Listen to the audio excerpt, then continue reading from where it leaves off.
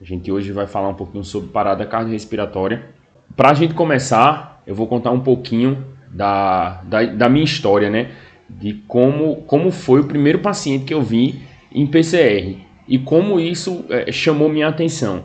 Né? A parada cardiorrespiratória é uma situação que todo mundo vai encontrar. Indiscutivelmente, você vai vivenciar como médico uma situação de PCR.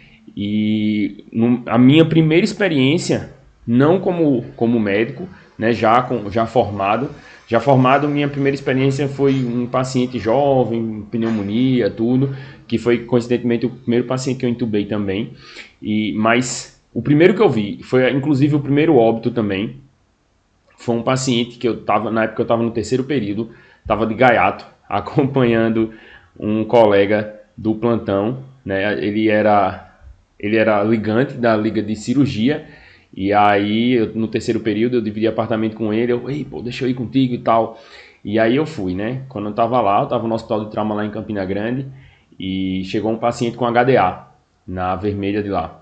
O médico plantonista, né, tava discutindo, né, como o paciente é grave e tudo, que é um paciente que você tem que estar perto. Daqui a pouco o paciente começou a rebaixar, e aí ele chamou o paciente não acordou, a gente estava parado, né? Então a gente começou as manobras de reanimação e o paciente começou a comprimir, fazer as compressões, tudo. Na época eu não sabia de absolutamente nada. Eu sabia como é que fazia a compressão, minimamente, tinha dado uma lida assim por cima, já que eu estava indo para um plantão de emergência, então tinha visto só pelo menos isso. Tudo que eu me lembro que eu consegui captar, porque eu fiquei muito tenso assim na hora, né? Foi o primeiro paciente parado que eu vi, aí o paciente com HDA, e aí ele começou a sangrar muito, sangrar. Então aquilo tudo foi muito chocante. Eu estava logo no começo da faculdade, né? Estava no terceiro período. Esse paciente, como eu disse, ele veio a óbito, foi o primeiro paciente também que eu vi a óbito, né? E isso me marcou muito. Eu me recordo até hoje, assim, lógico que de forma um pouco vaga, mas eu me recordo da fisionomia, mas me recordo muito bem da situação, me recordo quem era o médico que estava lá, me recordo o meu colega, né? Inclusive, se estiver assistindo aí, Helder, um alô para você, que dividiu o apartamento comigo aí por um tempão lá em Campina Grande. Então, vamos lá, né? Agora vamos entrar exatamente no tema, ver o que a gente tem que saber numa PCR. Então, uma parada cardiorrespiratória é uma parada súbita da circulação, né? Então a gente tem algum déficit, por alguma razão, o paciente ele tem uma parada da circulação, uma parada do coração, por algum motivo. A gente vai ver quais são os motivos, quais são as possibilidades, mas para a gente reverter isso aí, a gente precisa de fazer manobras, né? Que é a manobra de ressuscitação cardiopulmonar, a RCP. Então, quando a gente vai fazer essas manobras, elas são as manobras que visam aumentar a sobrevida do paciente, né? Visam melhorar esse quadro clínico do paciente. Então, a gente pode dividir a RCP em intra-hospitalar e extra-hospitalar. Tem alguns detalhes que tenham algumas diferenças, mas se o colega que está assistindo lá é um médico, mesmo extra-hospitalar, e você tiver todo o suporte, todo o equipamento, que não é muita coisa, a gente vai ver que não precisa de grandes estruturas para ter um manejo numa parada, pelo menos esse primeiro atendimento, o suporte inicial. Então, se você tiver disponível tudo, você consegue fazer do mesmo jeito. E aí, a gente precisa, uma coisa que precisa estar bem definido é a equipe, né? Durante uma parada, muitas vezes é um processo caótico, né? Uma coisa que chama muita atenção, uma coisa meio tensa. A gente está lidando ali com a fase final de tudo, né? Então a gente está lidando, o paciente ali está morto, né? O paciente está parado, ele está morto, então a gente está reanimando, está ressuscitando o paciente. Então é uma coisa que gera muita tensão, uma coisa que gera muita ansiedade na equipe muitas vezes. Então é importante que tenham os papéis bem definidos desde o início do plantão. Isso não é uma atribuição do médico, mas é importante, caso você está trabalhando num serviço que isso não está bem definido, não está bem esclarecido, que você chega e questiona logo no começo se existe uma equipe, se existe uma organização e já começa a organizar, ou depois de um evento, de uma parada que você vê todo mundo feito barata tonta lá e você vai e fala, a gente precisa organizar, precisa definir quem vai ficar onde, quem vai fazer o quê. Então a gente precisa, o cenário ideal, né? O médico é o líder da equipe, é o que vai ficar dando os comandos e avaliando a situação.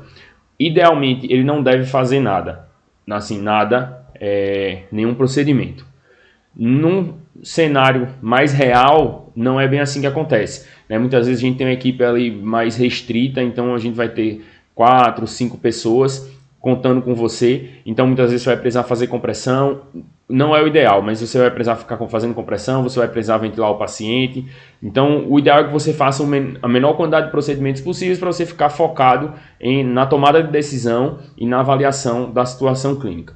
É importante que tenham pelo menos 2 pessoas, né, revezando nas compressões, uma pessoa na via aérea, que já vai para a terceira pessoa, quarto com você, uma pessoa para fazer as medicações, né, e fazer o acesso, uma pessoa fazendo a contagem do tempo.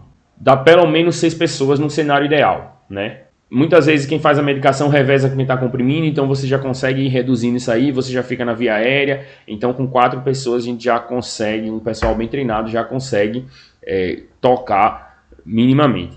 Com relação à contagem do tempo, é importante a gente ficar ligado aonde tem relógio, né? Assim, ficar atento. Muitas vezes no monitor do desfibrilador tem relógio, então começa a contar dali. Alguns deles contam segundos, alguns deles só contam ali hora e minutos, então tem que ficar um pouco mais atento. O relógio da parede também é uma possibilidade. E se você tiver, como tá com celular, com cronômetro, também é uma possibilidade. Eu particularmente não gosto muito de usar o cronômetro do celular não, porque uma parada muitas vezes tem muita sujeira, né? Muitos fluidos ali, o paciente vomita, às vezes o paciente está com sangue, então o celular vai ficar muito sujo, né? Se ficar muito perto, a não ser que seja uma pessoa que está só cronometrando. Só retomando, tem que ter um líder, tem que ter uma pessoa na via aérea, 2 pessoas na compressão, uma pessoa no acesso e uma pessoa cronometrando, pelo menos. Isso aí, cenário ideal, na melhor das hipóteses, né? Muitas vezes a gente não tem isso, então umas 4 pessoas é o mínimo assim para fazer uma coisa bem organizada. Muitos serviços você não está dando plantão sozinho, então existe um colega lá, um outro médico que você consegue dividir as atribuições. Mas mesmo que existam 2 plantonistas ali dando suporte na parada, o ideal é que um deles assuma a liderança. Você pode acertar isso com o colega ou durante a parada mesmo os papéis vão se organizando, né? Então, um deles tem que assumir a liderança para começar a dar os comandos. E você tem que, se você dá lá na liderança, né? Você está como líder, o ideal é que você também esteja aberto a opinião dos outros colegas, né? Muitas vezes a gente tem serviços que tem fisioterapeuta, tem um outro colega plantonista, então a gente começa a ter uma opinião de visões um pouco diferentes, né, do quadro, que podem estar ajudando ali a enfermeira, o fisioterapeuta e um outro colega médico pode estar dando dicas e faz tal coisa, bora fazer tal coisa, e a gente consegue discutindo durante a parada, a gente ir resolvendo isso aí. Mas o ideal é que o comando seja dado sempre por uma pessoa só, porque senão muitas pessoas mandando, ninguém manda nada e a equipe não entende e pode ser que a coisa desande. E essa comunicação, né? Essa comunicação do líder, o ideal é que seja uma comunicação em circuito fechado.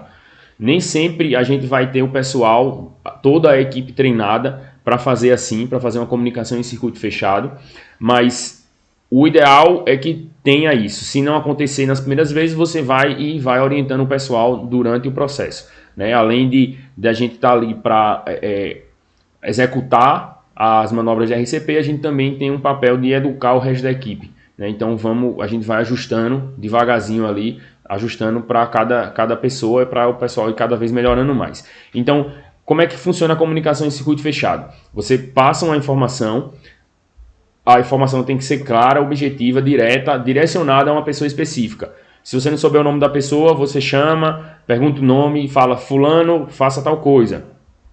E aí, fulano que recebeu a informação, ele tem que confirmar. Tá certo, fazer tal coisa. E aí ele vai, depois de confirmar, depois de executar a tarefa, ele fala, tal coisa feita. E aí, depois disso aí, você sabe que ele recebeu a informação, que ele executou a informação e que ele fez do jeito que você queria, né? Fez do jeito que você queria e aí ele está apto agora para receber um novo comando para fazer alguma outra atribuição. Não ache que isso é irrelevante. Isso faz muita diferença. Não é incomum você pedir para o pessoal fazer uma quantidade de medicação, fazer uma quantidade de droga, fazer alguma coisa e o pessoal muitas vezes errar, né? Tá naquela tensão do momento, aspira uma medicação diferente, ou faz um volume diferente de medicação do que você pediu, né? Então é importante ficar ligado nisso aí e isso é um dos motivos também porque o líder tem que estar só atento à situação e não fazendo RCP, por exemplo, que você não consegue estar pensando e focando enquanto você está fazendo outra coisa. O que é que você não deve fazer numa parada, né? Então, pensando nessa primeira situação, você não pode ser pouco claro. Então, você não pode chegar e falar: ei, pega aquela ampola ali, pega aquela ampola marrom ali, pega ali, aquela ali. Não, tem que ser claro o objetivo. Pega uma ampola de adrenalina, aspira adrenalina pura. Você tem que dar todos os dados, tem que ser objetivo o mais claro possível. Você não pode deixar informações em aberto. Então, também você não pode deixar comando em aberto. Alguém faz tal coisa? Não. Você tem que ser assertivo. Fulano, chama a pessoa pelo nome, faça tal coisa. Você tem que ser assertivo no comando para que a informação não se perca. Porque se você disser alguém faz alguma coisa, ninguém faz nada. Ou mais de uma pessoa vai fazer o que você pediu e você perde uma outra mão para estar ajudando em alguma coisa. Então você tem que ser assertivo. Não pode deixar o comando em aberto, não pode ser pouco claro. Outra coisa, não pode parar com pressão para fazer acesso. Não pode. Ah, o paciente está com dificuldade de acesso. Peraí, para de comprimir aí para poder conseguir, porque está mexendo muito o braço. Então, não pode parar, né?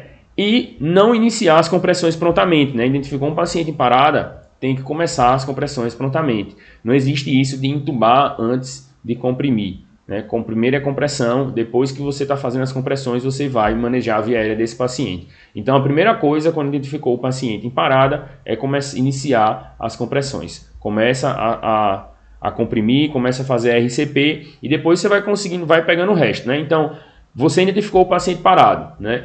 Você é a primeira pessoa que chegou lá, viu que o paciente estava parado, comunica a equipe, chama, começa a RCP e aí depois que começar a chegar o pessoal, você vai deixar de fazer RCP para começar a fazer as outras coisas.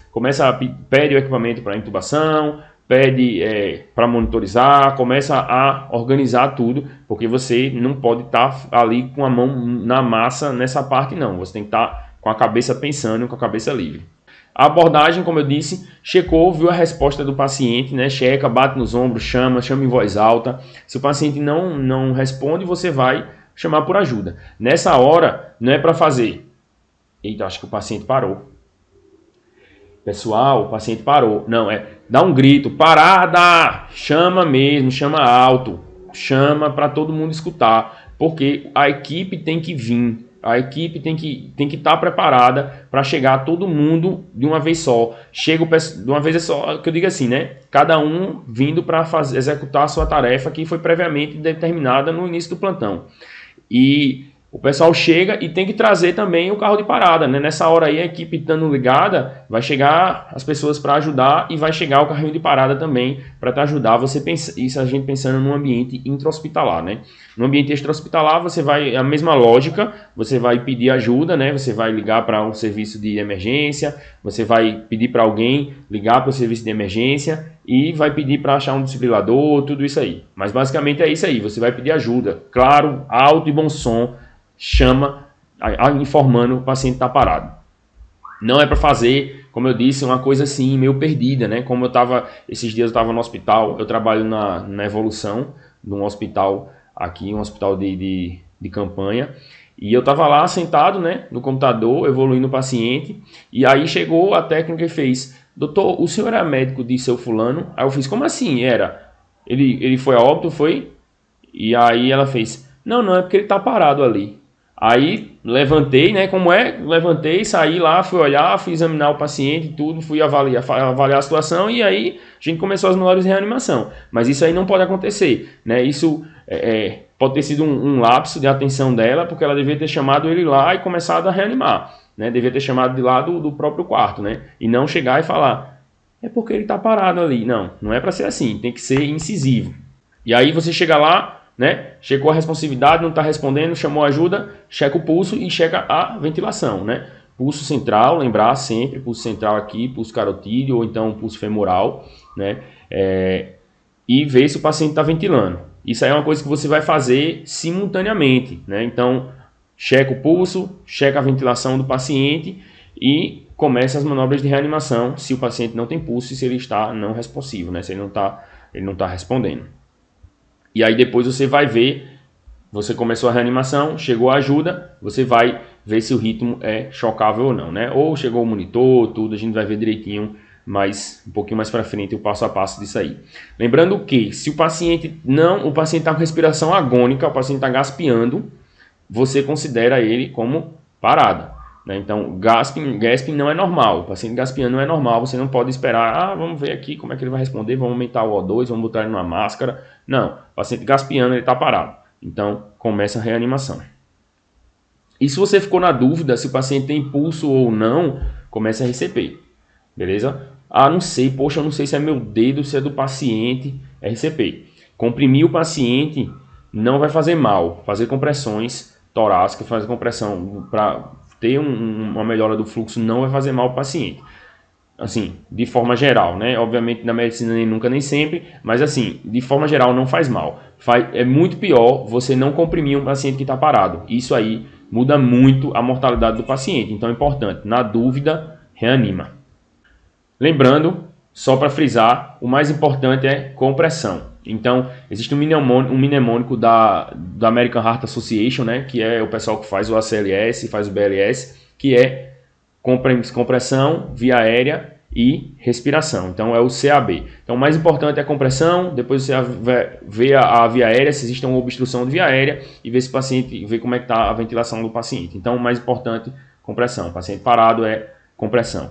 E como é que a gente vê se a compressão está efetiva? Né? Porque é uma das coisas que muda realmente a mortalidade nos pacientes em parada cardiorrespiratória é a qualidade da compressão, a efetividade da compressão.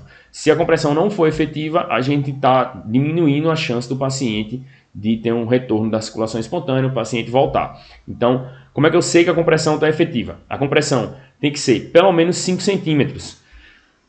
Isso é uma coisa difícil da gente medir, né? Existem aplicativos, já ouvi relatos de aplicativos para iPhone que não tem para Android, já procurei, não tem para Android. Que você bota no tórax do paciente e aí ele vai e vê se o paciente está descendo 5 centímetros. Eu particularmente acho isso assim, pouco útil, né? Assim, tem uma aplicabilidade ruim. Então, não dá para a gente usar isso aí. Basicamente, você tem que... É meio no feeling, né? Você tem que ver se tá comprimindo os 5 centímetros, né? Com a forma adequada, né? Você travando o cotovelo direitinho, né? Você fazendo a compressão com o peso do corpo, bem direitinho, e vendo se está baixando os 5 centímetros. Tem que ter uma compressão ali de 5 centímetros. A frequência tem que ser em torno de 100 a 120 por minuto. Então, essa frequência... Ela tem que ser mais ou menos nessa faixa, nem rápido demais, nem menos do que isso, porque menos do que 100 e mais do que 120, a gente vai ter prejuízo na perfusão de órgãos nobres, né? Então a gente vai ter prejuízo na perfusão coronária, a gente vai ter prejuízo na perfusão cerebral, então tem que manter ali entre 100 e 120. A gente vai ver já como é que é uma forma de manter esse ritmo, e é infalível, eu sempre uso e não dá errado não. E outro ponto importantíssimo é permitir o retorno do tórax. Porque na hora que retorna o tórax, é a hora que perfunde o coração perfunde na diástole. Então, a gente precisa permitir o retorno do tórax para que o paciente, para a gente começar a perfundir o coração e dar uma chance ali dele recuperar, né? Se a gente não tem uma definição de via aérea nas compressões, a gente faz aquela compressão 30/2. Tendo a definição de via aérea, a gente pode fazer desincronizado mesmo.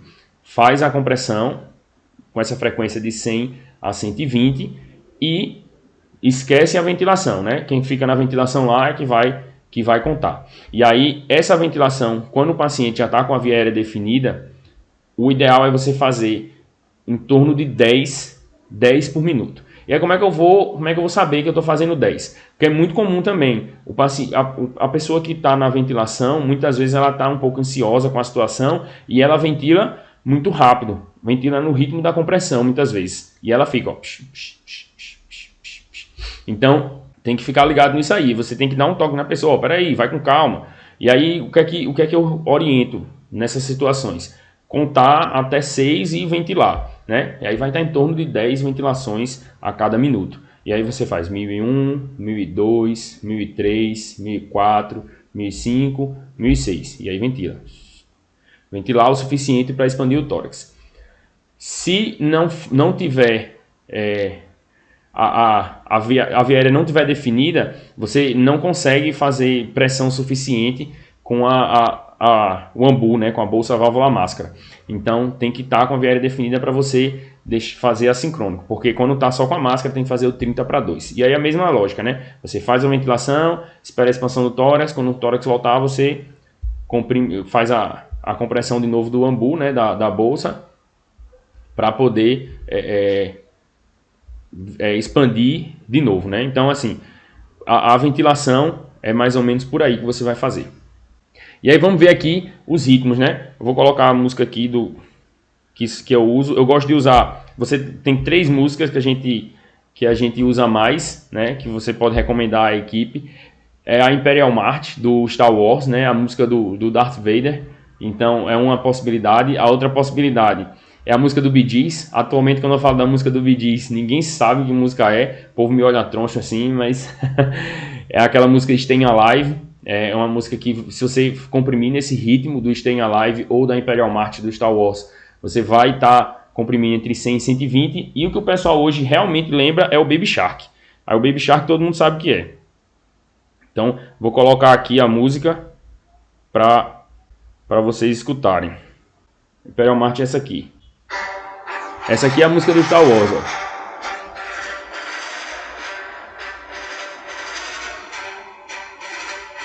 Se você comprimir nesse ritmo aqui, ó, vai dar 100 e 120.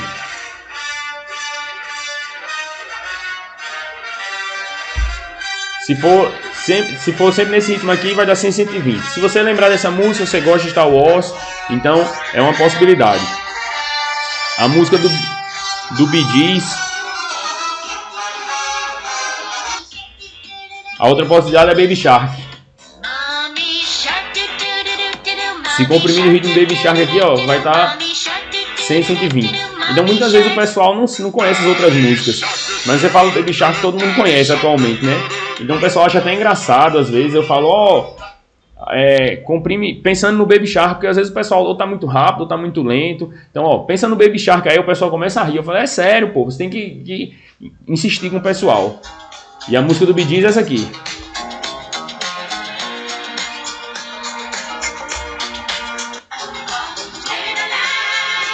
Vou voltar aqui para a parte de Staying Alive.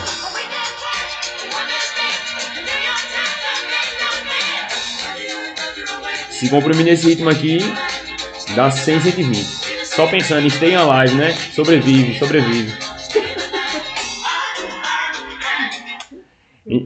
Então, essas aí são as músicas, né, que eu uso, que eu fico pensando para poder comprimir no ritmo certo e poder estar orientando o pessoal também. Ó, pensa em tal ritmo, que aí o pessoal começa a comprimir no ritmo certo. Às vezes o pessoal, como eu disse, né, eles estranham, você pode pensar em uma música no meio, e aí se o pessoal estranhar, você começa a marcar o ritmo mesmo, ou batendo o pé, ou batendo na maca, né, pensando no ritmo da música e marcando o ritmo, e aí o pessoal vai acompanhando. Então você tem que usar de artifícios para o pessoal ir aprendendo e começar a melhorar, né, nesse suporte.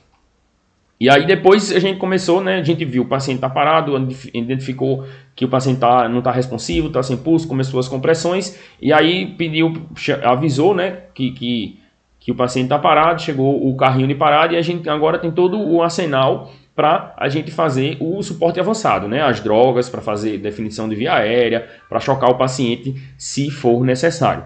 Então, quando é que a gente vai fazer cada coisa, né? Definir via aérea, por exemplo.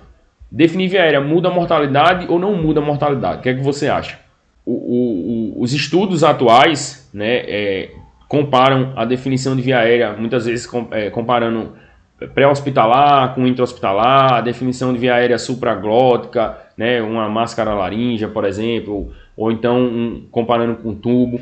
E os estudos atuais, o que os estudos têm mostrado, meta-análises, né, ensaios clínicos randomizados, eles mostram que essa questão da definição de via aérea não muda o desfecho do paciente. Alguns têm uma tendência melhor, por exemplo, a máscara laríngea, né, mostra um benefício comparado à intubação, outros mostram um benefício da intubação. Então, os dados ainda não são muito claros, mas o que se sabe é que nenhum nem outro alteram a mortalidade, alteram o desfecho desse paciente, a alta do paciente que chega em parada. Essa questão da definição via aérea, ela atualmente assim, né, alguns anos atrás, ela já vem se tornando um pouco secundária na parada, né? Muito mais importante é compressões, né? Vocês vão ouvir falar aqui um monte de vezes que compressão é o que muda a mortalidade, compressão é o que é importante. E aí a gente chegou, né? Então o carrinho de parada chegou, a gente já viu que definir a via aérea de primeira não é a coisa mais importante, então vamos monitorizar o paciente. A gente vai monitorizar o paciente, avaliar o ritmo desse paciente, a gente vai ver qual o ritmo que ele está, se é um ritmo chocável ou um ritmo não chocável. A gente tem 4 ritmos de parada, que é a taquicardia ventricular sem pulso, a fibrilação ventricular, a atividade elétrica sem pulso, que o paciente tem um ritmo organizado, mas ele não tem pulso, e a sistolia, né, que é o famoso linha reta. Então, os 2 primeiros ritmos, né, TV e FV, os ritmos que parecem o nome, TV e FV, taquicardia ventricular sem pulso e fibrilação ventricular, são os ritmos que são chocáveis. Eles acontecem, tem N mecanismos, mas basicamente a fibrilação são mecanismos de reentrada no ventrículo e ela mostra pra gente um problema maior, né? A FV é um pouco pior do que a TV.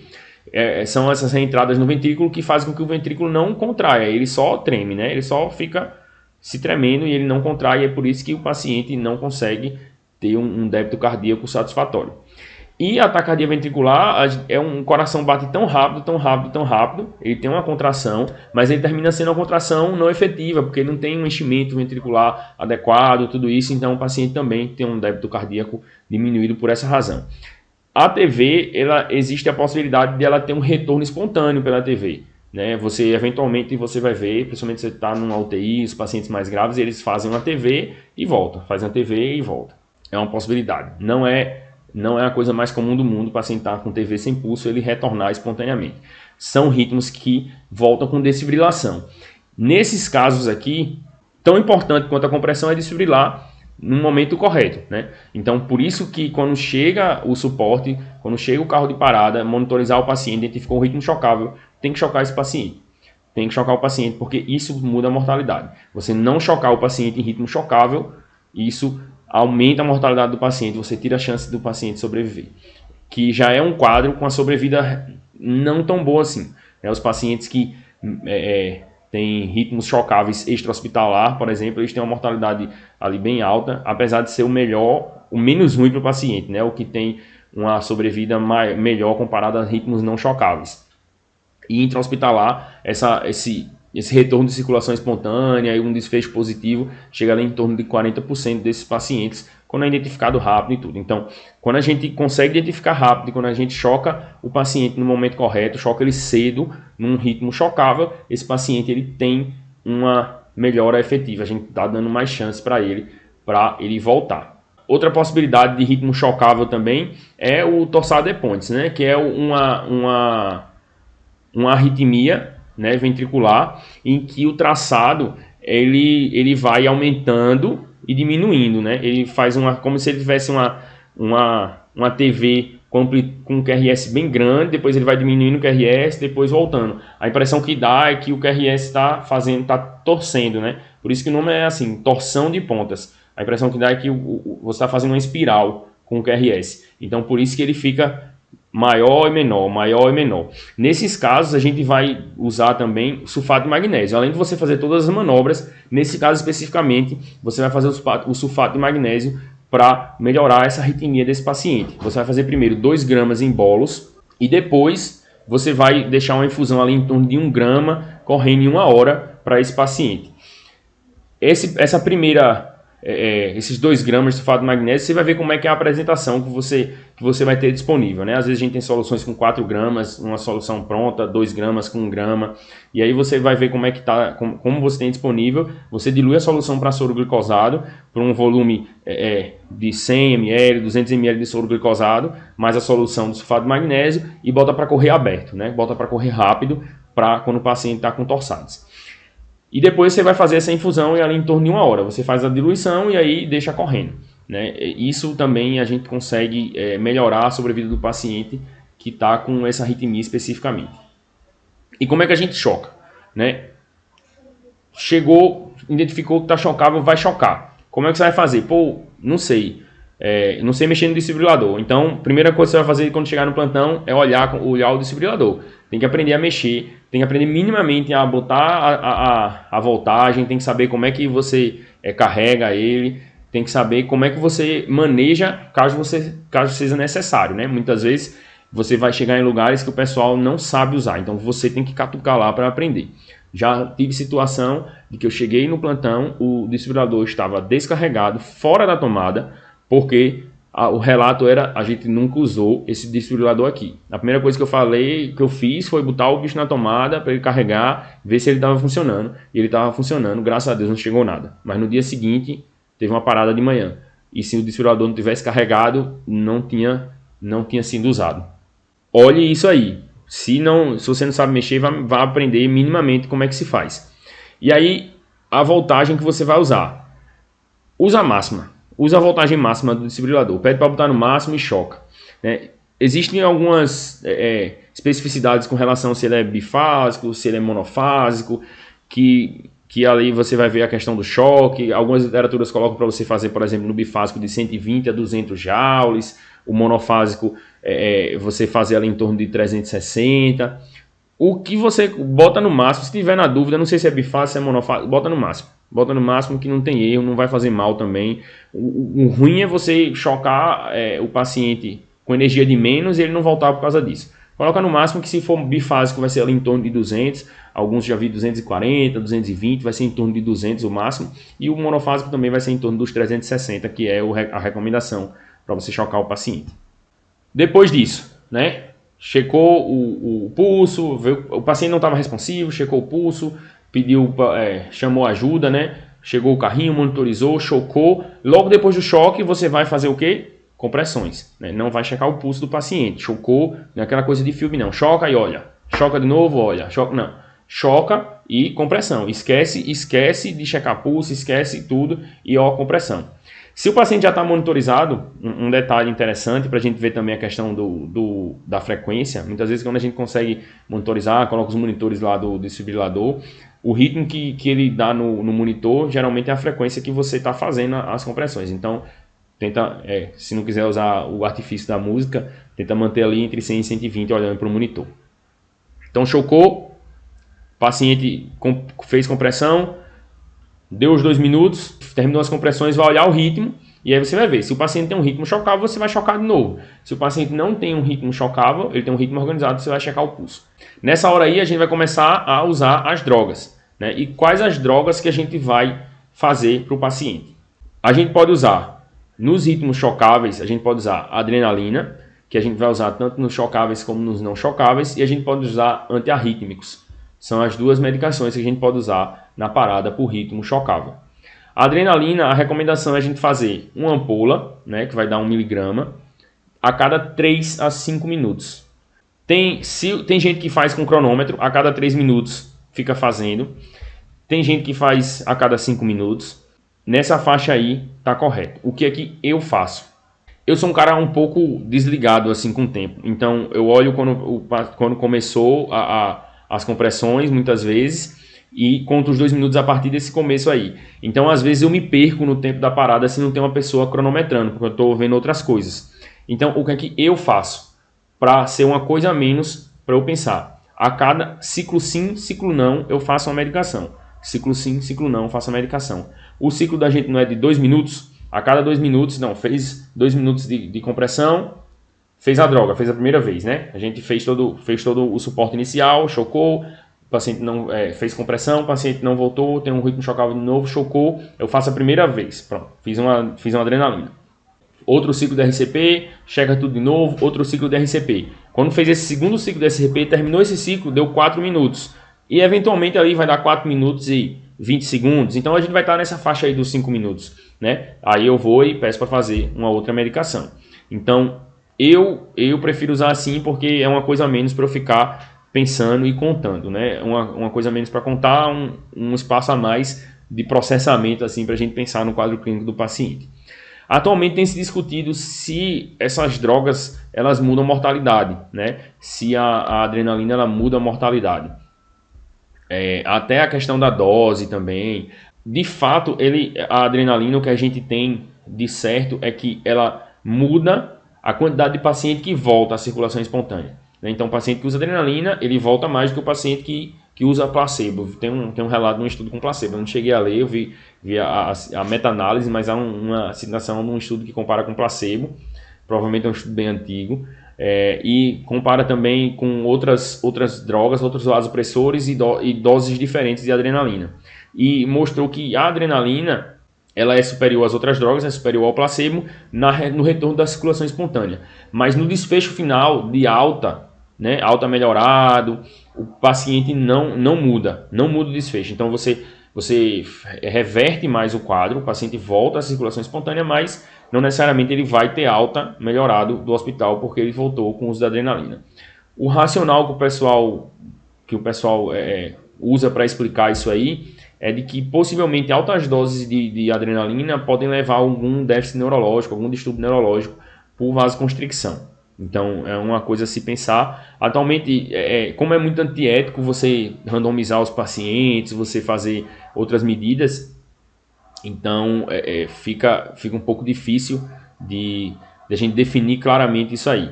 Mas atualmente está se questionando a adrenalina, mas a recomendação ainda é de se usar. E a gente tem que usar porque o paciente retorna mais, né?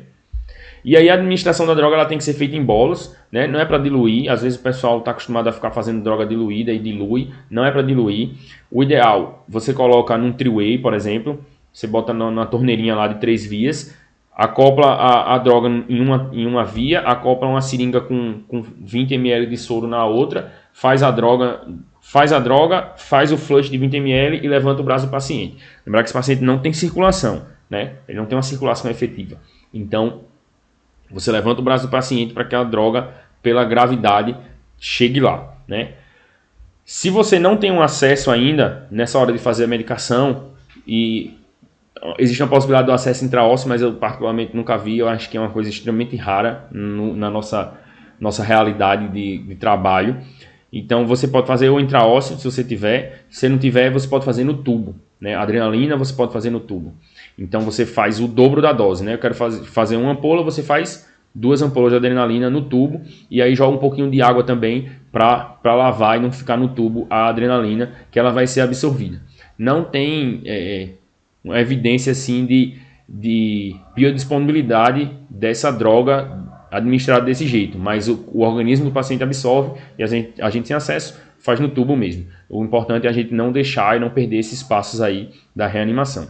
E aí a segunda droga que a gente pode usar, né? Quais são as segundas drogas? A gente fez a primeira vez a adrenalina, fez mais 2 ciclos, né? Passou os 4 minutos e aí a gente vai fazer uma segunda droga. A gente pode usar antiarrítmicos nos pacientes que têm FV e TV sem pulso. A gente pode usar a amiodarona ou a lidocaína. Todas as duas também podem ser feitas pelo tubo. Então, se o paciente nesse momento ainda está sem acesso, não conseguindo pegar um acesso nele, você vai fazer pelo tubo.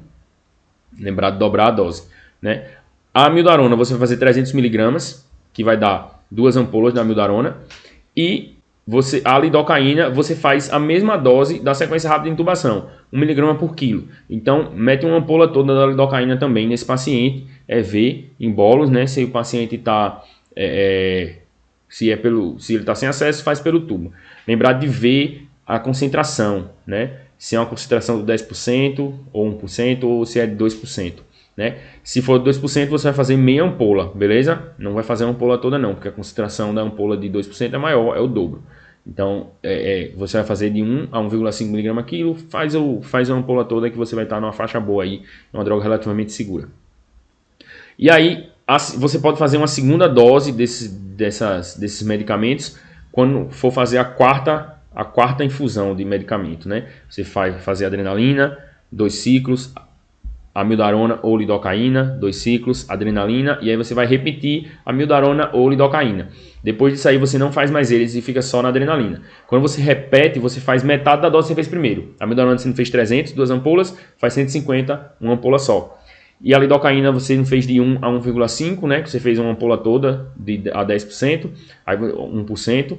Você vai fazer metade da ampola a 1% ou metade da dose que você fez da ampola de 2%, né? Que você vai fazer de 0,5 a 0,75 mg quilo. Então, passou disso aí, você vai ficar só na adrenalina. E lembrar sempre a medicação tem que ser medicação, flush e elevar um membro. E com relação ao choque, então, voltando agora à questão do choque, é importante a gente colocar as pás no lugar correto, né? A gente precisa colocar as pás para chocar esse paciente no lugar correto. Se a gente coloca no lugar errado, a gente pega uma massa cardíaca menor, né? Então, o local ideal para você colocar é na linha hemiclavicular, aqui para o lado direito do paciente, né? Na linha hemiclavicular, e na linha axilar média, à esquerda do paciente. Então, colocar aqui e aqui, ó. É mais ou menos aqui. Então, quando for monitorizar o paciente, não coloca os eletrodos próximos aqui desses lugares onde você vai colocar as pás para chocar o paciente. Você coloca nessa posição aqui. Se você coloca muito perto, o que muitas vezes o pessoal faz, coloca aqui no mamilo e coloca assim no externo, você pega uma massa muito menor, porque você tem uma área que a corrente elétrica é muito menor. Então, a chance de você diminui a chance do paciente voltar também, tendo chocado esse paciente. Então, lembrar de colocar as pás na linha hemiclavicular e na linha axilar média. E aí, o manejo do ritmo chocável basicamente é esse: choca, RCP por 2 minutos, avalia ritmo de novo, não voltou, choca de novo e assim vai, né? E aí adrenalina, amiodarona ou lidocaína, adrenalina de novo, amiodarona ou lidocaína na metade da dose e adrenalina a cada 4 minutos. E adrenalina, fica só com adrenalina. E nos ritmos não chocáveis, o ritmo não chocável, a gente não vai usar o desfibrilador e a gente não vai usar as drogas antiarrítmicas. Então a gente vai ficar só RCP e adrenalina, RCP e adrenalina, RCP e adrenalina. E que ritmos são esses? É a sistolia, que vai aparecer em linha reta no monitor, e a atividade elétrica sem pulso. Quando a gente tem linha reta no monitor, a gente precisa fazer o que a gente chama de protocolo cagada: cabo, ganhos e derivações. Então, você vai lá no monitor e você vai mudar as derivações que ele está lendo. Lembra que ele tem quatro eletrodos, né? Então você consegue ver algumas derivações. Você vai mudar as derivações para ver se não é só um erro de leitura. Você vai checar os cabos, né? Vou falar na sequência. Você vai checar os cabos. Você vai olhar o ganho, que é é como se você desse um zoom no traçado do cardioscópio. Você dá um zoom lá, aumenta o ganho ao máximo que o monitor der, para você dar um zoom, porque às vezes parece que é uma linha reta, mas às vezes é só uma fibrilação fina. Então, quando o paciente tem fibrilação fina, você choca. Se for linha reta, mesmo você depois aumenta o ganho, você não choca, é ritmo não chocável. Então, vê os cabos, olha se está tudo conectado direitinho, se não está desconectado do desfibrilador, olha o ganho, aumenta, dá um zoom lá e muda as derivações, para ver se não é só um erro da leitura de alguma derivação específica. Ah, mas no meu serviço, o desfibrilador ele não tem os eletrodos. Lá a gente não tem os cabos, não tem os adesivos. Quando a gente vai ver, a gente bota as pás e olha como é que tá. Então, você vai fazer a mesma coisa. Você vai dar um zoom, você vai botar as pás lá e você vai pedir para alguém dar um zoom lá para ver o ganho, né? Vai ver o ganho. Como é que a gente muda a derivação? A gente vai e troca. Só trocar. Você não bota aqui assim, hemiclavicular e axilar média, você troca. Bota na hemiclavicular aqui e bota aqui assim, ó. Você já vai ter uma leitura diferente. Então você já vai ter uma leitura diferente, numa posição diferente, para você ver se não é um erro dessa leitura. E você vai ver os cabos também, ver se está tudo funcionando, se está tudo direitinho, se está tudo encaixado no lugar. Se depois de você checou isso aí, continua em linha reta, então RCP e adrenalina, RCP e adrenalina. Isso aí a gente faz para evitar de que o paciente tenha uma fibrilação fina e a gente tenha deixado passar. No paciente que ele tem ritmos não chocáveis, a gente precisa pensar em causas reversíveis, né, que são as principais causas de atividade elétrica sem pulso, que é o paciente que tem um ritmo organizado, mas ele não tem pulso, e da assistolia, que é a linha reta, que são os 5Hs e 5Ts, né, o famoso 5H e 5T. Hipovolemia, paciente que está perdendo sangue, paciente muito desidratado, é um paciente que, um HDA, por exemplo, paciente que ele tem um trauma, né? Então, esse paciente ele tem risco de hipovolemia, o paciente vomitou, desidratou muito, paciente com muita diarreia, então é um paciente que faz hipovolemia. Hipotermia, no nosso país, extremamente incomum, mas existe a possibilidade. Alterações do potássio, hipo ou hipercalemia, que podem levar à parada cardíaca, então a gente vai avaliar isso aí. Hipóxia, às vezes o paciente chega, para por hipóxia, o paciente tem uma obstrução de via aérea, ou o paciente tem alguma patologia respiratória muito importante, um paciente que faz uso de traqueóstomo, por exemplo, fez uma rolha, né? Não é incomum isso aí. Então hipóxia, avaliar causas de hipóxia. E H+, acidose, né? Então, hipovolemia, hipotermia, hipo ou hipercalemia, hipóxia e H+, acidose. Então, esses são 5 Hs que você precisa avaliar para tentar reverter isso aí.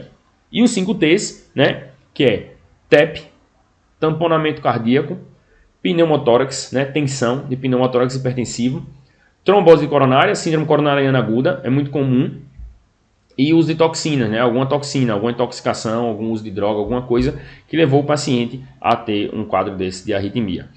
A síndrome coronariana aguda entra aqui no T, mas o ritmo principal de parada de uma síndrome coronariana é a fibrilação. Lembrando que o paciente que você não identificou ali, que ele demorou a chegar parado, que ele fibrilou e demorou a chegar, muitas vezes ele vai chegar em linha reta, então é uma possibilidade de você ter uma síndrome coronariana no paciente que foi piorando o ritmo dele, né? Como é que a gente vai ver esses 5H e 5Ts? Uma ferramenta que ajuda muito a gente é a gaso. No ACLS ele não tem muito, ele não fala sobre isso assim, você deve fazer a gaso ou enfim. Mas eu gosto de fazer a gaso, eu gosto de fazer uma gaso no paciente quando ele está parado, quando a gente já está passando ali começou a fazer as manobras, logo de cara eu não pego não, eu prefiro fazer as manobras, fazer pelo menos 1, 2, 3 ciclos para poder avaliar, e aí eu vou e pego uma gaso para a gente poder ver se existe alguma coisa que a gente pode reverter. Se existe alguma alteração de potássio, se existe uma acidose mais importante, se existe alguma coisa que a gaso vai trazer, uma hipoxemia muito importante, que a gaso vai ajudar. Lembrar que essa gaso, ela tende a vir com lactato alto, né? O paciente está mal perfundido porque ele está parado. Então, ele tende a vir com lactato alto, tende a haver algum grau de acidose, mas acho que é importante a gente identificar se existe alguma coisa reversível por essa gaso. Outra coisa que vai ajudar a gente a identificar esses 5H e 5Ts é a história clínica do paciente, né? Como foi que ele chegou, o que foi que aconteceu, por que ele estava internado. Muitas vezes é um paciente que já está internado e para. Então, você dá uma olhadinha no prontuário. Obviamente que isso você só vai conseguir se existir um outro colega lá para ficar conduzindo nos breves minutos que você vai sair para conversar com a família que trouxe, ou para conversar com o pessoal da equipe, se ele veio do andar e foi para emergência, né, para dar uma olhadinha rápida no prontuário, para você ter informações que possam ajudar você a identificar causas reversíveis. E aí você vai checar sinais vitais prévios desse paciente, se ele vinha piorando, se ele não vinha, o que é que ele tinha alterado, o que é que pode ajudar. Você vai checar se ele tinha alergia medicamentosa, né, com a família ou no prontuário, qual medicamento que ele está usando para saber entender direitinho o quadro clínico desse paciente, doenças de base, a hora que ele comeu. Isso aí vai ajudar a gente na questão de saber se o paciente está com o estômago cheio ou não, na hora de definir a via aérea. Não é uma coisa muito prática da gente usar, é um mnemônico, né? Então, mas existe essa recomendação, e os eventos que levaram ao quadro, né? O quadro clínico. Isso aí é um mnemônico sample, né? Sinais vitais, alergia, medicamentos, passado médico, lanche, né? Que é o last meal, e eventos que levaram ao paciente até até o quadro, né? Até o serviço. E aí, assim, reforçar que você não precisa entubar o paciente de primeira, isso é um mito, né? Que parou, tem que entubar. O que muda sobrevida é compressão adequada, né? A desfibrilação quando tem que desfibrilar é o que muda a mortalidade. O resto ainda é meio, atualmente tem sido colocado em xeque, mas as drogas fazem o paciente voltar mais. O ritmo de parada do paciente tem a ver também com o prognóstico desse paciente. Então, o paciente que para em ritmo chocável, ele tem um prognóstico melhor do que o paciente que para em ritmo não chocável, e o ambiente que ele para. Então, se ele para extra-hospitalar, é mais difícil dele voltar do que o intra-hospitalar. E também se é uma parada que foi vista, né? Viu a hora que parou. Né? Então, um paciente que ele teve uma parada no momento que tinha um profissional lá com ele tem mais chance de voltar também do que alguém que foi encontrado parado, porque é um paciente que vai ter o suporte imediato, né? Desde que a equipe saiba fazer o suporte imediato. E aí no pós-parada, o que é que a gente vai fazer? Né? Digamos que você fez todas as manobras, fez a reanimação direitinho e o paciente voltou. Então você vai ter que pedir um eletro para esse paciente. A gente tem que excluir síndrome coronariana para esse paciente. É uma causa muito comum de parada. E se é um ritmo chocável, é uma causa muito comum. Se é um ritmo não chocável, pode ter sido uma fibrilação que o paciente evoluiu para um ritmo não chocável, né? Tem que pedir laboratório. Afinal de contas, a gente precisa investigar alguma alteração laboratorial que levou a isso, algum distúrbio eletrolítico, algum quadro infeccioso que está piorando. Se o paciente tem anemia muito importante, pensando num sangramento, né, um quadro hipovolêmico. Então a gente tem que ver isso aí. Você pode pedir também marcadores de necrose miocárdica. Lembrando que se você chocou o paciente, principalmente, vai vir alta essa troponina, porque você deu um choque no coração do cara, né? Então você vai ter liberação de troponina. Então vai vir alta essa troponina, tem que fazer curva. Então ficar atento a isso aí. Você vai controlar a hemodinâmica desse paciente, manter uma PM acima de 65. É muito comum esse paciente fazer uma hipotensão precisando de droga vasoativa. É muito comum isso aí, então ficar ligado nisso. Né? O paciente, você vai ter entubado ele, né? Muito provavelmente você vai ter entubado, então o paciente vai ter que ficar em sedação também. Isso muitas vezes piora a hemodinâmica do paciente, mas o fato dele ter parado, ele já fica com o coração meio capenga, né? É um coração que ficou meio capenga ali por esse evento, então eventualmente ele vai precisar desse suporte hemodinâmico. Com relação à ventilação, tentar fazer uma ventilação que evite hiperóxia, evite alterações também muito grandes da capnia do paciente, então não deixar ele fazer hipercapnia nem hipocapnia, porque isso também piora o desfecho neurológico, nem hiperóxia, né? Isso também piora o desfecho neurológico. Você vai botar ele na FID 100% lá, enquanto você está reanimando, mas depois, terminou a reanimação, é a FID-O2 suficiente para a saturação estar acima de 94. Então vai titulando, vai baixando, faz um agaso para avaliar como é que está o PO2 desse paciente, né? Evitar ao máximo a hiperóxia. Controle glicêmico, a gente não tem uma meta restrita para esses pacientes, pode deixar aquela meta ali de 180 e 140, né, de jejum e 180 durante o resto do dia. Se o paciente está suspeitando de síndrome coronariana, né, fez um eletro, a gente já tem alguma alteração, a gente viu como é que está, mandar esse paciente para o CAT, né, e ficar fazendo exame neurológico para a gente ver como é que esse paciente vai evoluir neurologicamente.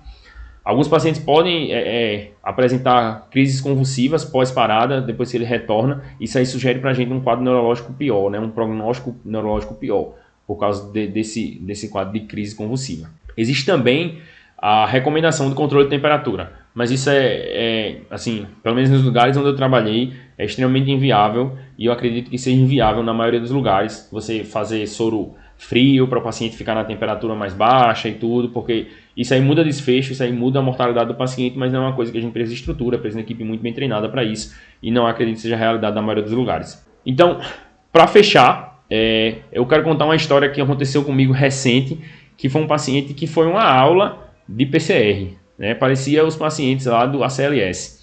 Foi um paciente de 78 anos, ele chegou parado.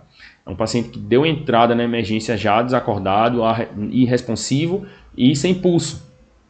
Foi levado lá para a sala de parada lá e chegou lá, monitorizou tudo. O paciente ele estava em AESP.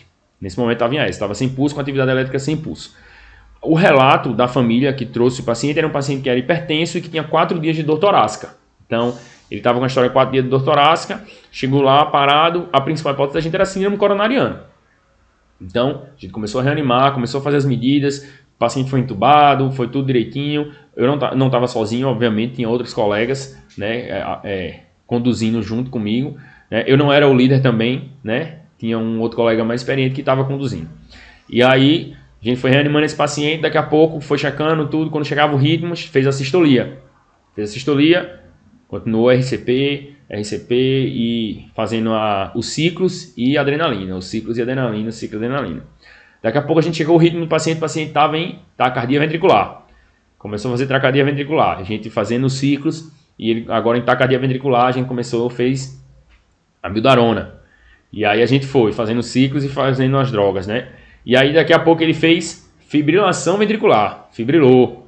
E depois da fibrilação, a gente reanimando ele fez torsades. Na hora que ele fez torsades, a gente fez sulfato de magnésio para ele. E aí continuou a reanimação, dessa vez fazendo sulfato de magnésio. Durante essa reanimação, a gente fez uma gasometria. Ele estava com potássio alto e com pH de 6,9. A gente também fez bicarbonato. Essa é a questão do bicarbonato. É importante frisar. Você faz o bicarbonato quando o paciente está muito acidótico. Você fazer o bicarbonato sem você saber do quadro clínico do paciente, não existe recomendação, não muda a mortalidade. Então aquela história de que o paciente está reanimando, aí tem muito tempo de parada, faz o bicarbonato. Isso não tem evidência que suporte isso aí, né? Que dê uma respaldo para isso aí. Nesse caso desse paciente, ele estava com hipercalemia e ele chegou a fazer o ritmo de hipercalemia também, né? Todos esses ritmos de parada aí, a ESP, a sistolia, TV, FV, ele chegou a voltar 2 vezes e quando ele voltou com ritmo senoide de hipercalemia. Então nesse caso aí, quando a gente fez a gase, ele tinha hipercalemia, tinha uma acidose, estava legal para a gente fazer bicarbonato. Depois correu o bicarbonato, esse paciente voltou legal e estabilizou. Isso aí durou mais ou menos uns 40 minutos, essa parada. E aí esse paciente conseguiu ir para o CAT, né? A gente conseguiu ir para o CAT quando foi na semana seguinte, conversando com o pessoal lá, que também estava no plantão, ele disse, o paciente estava com a DA ocluída, né? O pessoal da hemodinâmica mandou mensagem para cardiologista e ele estava com a DA ocluída. Então, um caso clínico que aconteceu há poucas semanas, que o paciente fez todos os ritmos de parada e quase todas as possibilidades terapêuticas, né? A gente fez a reanimação, a gente fez a adrenalina, fez a amiodarona, fez sulfato de magnésio, fez bicarbonato e foi para o cateterismo e saiu. Então, quando o suporte é bem feito, o paciente sai, né? Assim, você dá mais chances. A gente sabe que uma mortalidade alta, que é um quadro difícil de muitas vezes a gente tirar, mas você dá mais chance ao paciente. Era isso que eu queria conversar com vocês sobre parada, né? Espero que vocês tenham gostado, espero que vocês tenham entendido. Valeu pessoal que acompanhou e até a próxima. Tchau, tchau.